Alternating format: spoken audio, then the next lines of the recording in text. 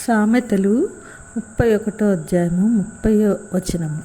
అందము మోసకరము, సౌందర్యము వ్యర్థము. యెహోవా యందు భయభక్తులు కలిగిన స్త్రీ కొనియాడబడును. ఇక్కడ మనం చాలామంది నమ్మకమైన క్రైస్తవ స్త్రీలను చూస్తాము. సాధారణంగా లోకం స్త్రీలలో చూసేది బాహ్య సౌందర్యం, దానికి ఎంతో ప్రాధాన్యత ఇస్తుంది. కానీ అంతరంగం చూడాలి అంటారు ప్రభువు.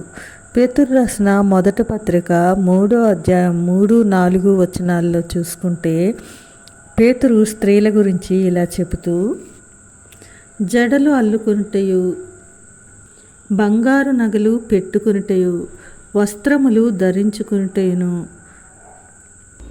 వెలుపటి అలంకారము మీకు అలంకారంగా ఉండక సాధువైనట్టు మృదువైనట్టునైన గుణమును అక్షయాలంకారము గల మీ హృదయపు అంతరంగ స్వభావము మీకు అలంకారముగా ఉండవలెను.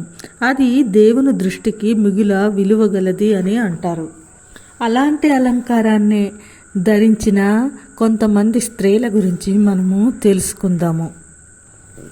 మొదటి శతాబ్దంలో చాలామంది స్త్రీలు యేసు ఉన్నప్పుడు ఆయనకు తరువాత అపోస్తులకు పరిచర్యలో ఎంతగానో సేవ చేశారు. లూకా 8:3 చూసుకుంటే మగ్దలేనే మరియా, హేరోదు యొక్క గృహ నిర్వాహకుడు అయిన కూజా భార్యయగు యోహన్నాయు, సూసన్నయు ఆయనతో కూడా ఉండిరి. వీరును ఇతరుల అనేకులను తమకు కలిగిన ఆస్తిలో వారికి ఉపచారం చేయించు వచ్చిరి. వారు సువార్తలో పాలు పుచ్చుకున్నారు అనే చెప్పవచ్చు. అలాగే మరికొందరు పౌలుకు మరియు సేవకు నాయకత్వం వహిస్తున్న వారిలో చాలామంది సేవకులకు వారు ఎంతో సహాయం చేశారు. కొంతమంది తమ గృహాల్లో వాళ్ళ ప్రార్థనలకు, సంఘ కూడికలకు ఇచ్చి ఎంతో విలువైన ఆతిథ్యం ఇచ్చారు. ఇక్కడ స్త్రీలని పురుషులని ఏమీ తేడా లేదు. అపోస్తుల కార్యాలు 2వ అధ్యాయం 16-18 చూసుకుంటే, మనుష్యులందరి మీద నా ఆత్మను కుమ్మరించుదను, మీ కుమార్తెలు ప్రవచిస్తారు. అలాగే అపోస్తుల కార్యం 21:8 చూసుకుంటే, ఫిలిప్పుకు 4 కుమార్తెలు ఉంటారు, వాళ్ళు ప్రవచించువారు అని ఉంటుంది. ఇలా ఎంతోమంది స్త్రీలు సువార్త పరిచర్యలో ఎంతో ఆసక్తిని చూపించారు. వారి యొక్క అత్యాసక్తి వలన మొదటి శతాబ్దంలో క్రైస్తవత్వం వేగంగా వ్యాపించింది అని చెప్పవచ్చు. బైబిల్లోని స్త్రీలు భార్యలుగా, తల్లులు, కుమార్తెలు, సేవకులుగా, బానిసలు, వేశ్యలు ఇలా అనేక రకాలుగా మనకి కనిపిస్తారు.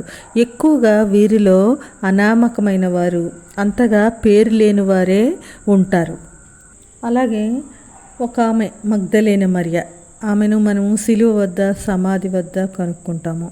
ఆమె శిష్యుల జాబితాలో కూడా చేర్చబడింది. అలాగే ప్రిస్కిల్లా తన భర్త కంటే ఎక్కువగా పరిచర్యలో పాలు పుచ్చుకుంది.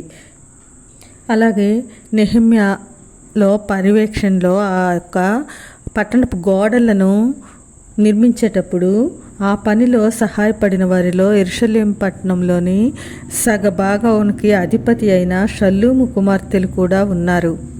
వాళ్ళు ఆ పని చేయడానికి ఏమాత్రం చిన్నతనంగా భావించలేదు. ఇలా బైబిల్లో నమ్మకమైన క్రైస్తవ స్త్రీలుని ఎంతోమందిని మనం చూస్తాం. వాళ్ళలో ఒక్కొక్కరి గురించి మనము తెలుసుకుందాము. వాళ్ళ ద్వారా ఏం నేర్చుకోవాలో నేర్చుకుందాము. అలాంటి కృప దేవుడు దయచేయునుగాక. ఆమేన్.